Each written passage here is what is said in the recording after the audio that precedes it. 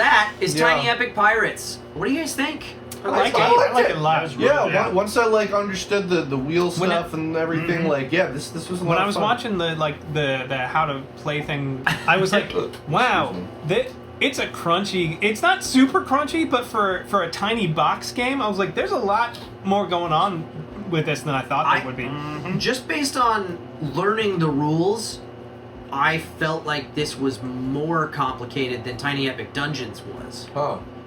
Which surprised me with how crunchy it was. Yeah. Tiny Epic Dungeons, the complexity was reading trying to decipher the iconography. Yeah, which this game also has a problem with iconography. Not nearly as severe as Dungeons, but there's still an issue with a lot of iconography that you have to go, what does that mean again? Let's go look it up. That's. I mean, I haven't played all of the Tiny Epic games, but I think that's a common thing because they're trying to make it save space and they only have to translate a certain amount of stuff. This one, I feel like there's less of them, so you start to learn them faster. This is readable. Like once I know what something is, the next time I know what it is. Tiny Epic Dungeons has an issue with a lot of that symbol could mean something else when it's paired with that. Well, I was going to say, just based on this, I don't know how many they've done, but I'd be curious to try the other Tiny Epic There are games. a ton of Tiny Epic games, and they are all wildly different from each other. Okay. Yeah. We felt this was a bit too much of a race rather than a build the better pirate because you can rush the end. I agree. I do think that this game is a race. It's a race to the finish. Dungeon. I don't feel like that's a bad thing not at all. necessarily. I liked it. I think I like it better than Dungeon because Dungeon was so impossibly difficult. Oh, I love Dungeon. I loved want it. to play Dungeon again. Yeah, but it was so hard. So hard. It was, but it was fun.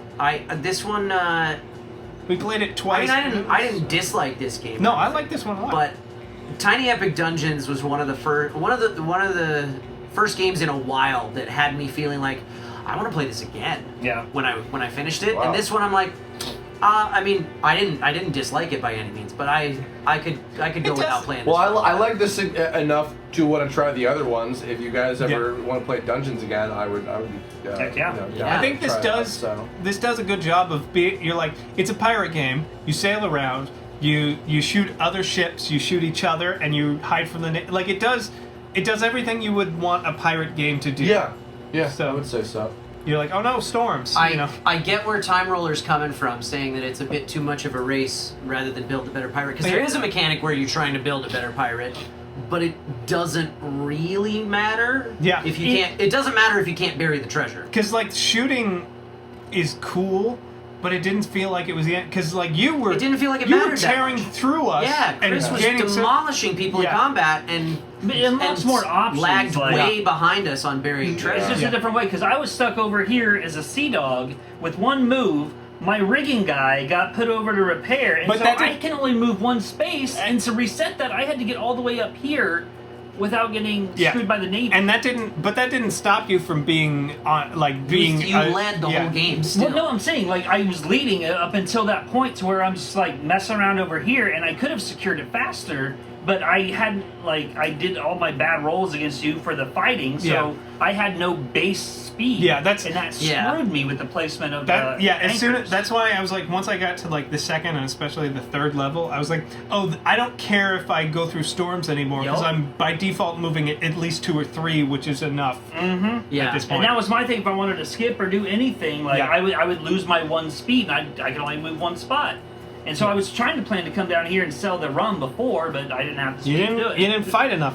I feel I lost all my fights. Yeah. I feel like there's a meta to this game that none of us learned through playing it once. And the merchant ships, it would have only been the last 2 that would have gotten us level. I mean, these stay out, so once we sink, but they as they get destroyed, they start rewarding you with exponentially more gold. Yeah, it's more gold, and that's it's also a strategy that none of us tried to do. None of us, we weren't going and after that. It could have been really beneficial if you... Oh, yeah. I think... There's different ways to go about it. You can go, force your pirate level up real quick. You can go the merchant route. You can just do trading. You can try to build some sort of pirate engine here, which I had something With going your- on. yeah, with your crew. But I couldn't, like, at the point where I was trying to, like, work on that is when I had my issues with my pirate level being too low, so I couldn't get to where I needed to get my engine working right, and then I was kind of like... That's floating out in what the I'm void. talking about, though. I feel like there's an engine building potential within this game that none of us really tapped There's into. essentially A little bit. I was trying. there's one goal that we're all trying to hit the fastest way possible. It's a racing game essentially. Yeah, and there's a few different routes to the finish line, Yeah. which is cool, and I dig that. Yeah. I think I've played much worse pirate board games. Yeah. So, Tiny Epic Pirates, that was fun. Yeah, it's a lot even of fun. though I got last place. It You was were especially close. fun because I got first place.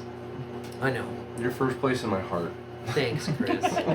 Hey, thanks for watching. If you like that, be sure to hit that like button, hit that subscribe button, and most importantly, go on over to twitch.tv/BnBTabletop and give us a follow there. We play board games live every Sunday night at 7:30 p.m. Pacific Time on a show we call The Board and Barrel. And it's a very interactive broadcast. We have house rules that you guys can influence throughout the course of the game, virtual bingo, you can bet on who's gonna win. It's a lot of fun, and I look forward to seeing you there.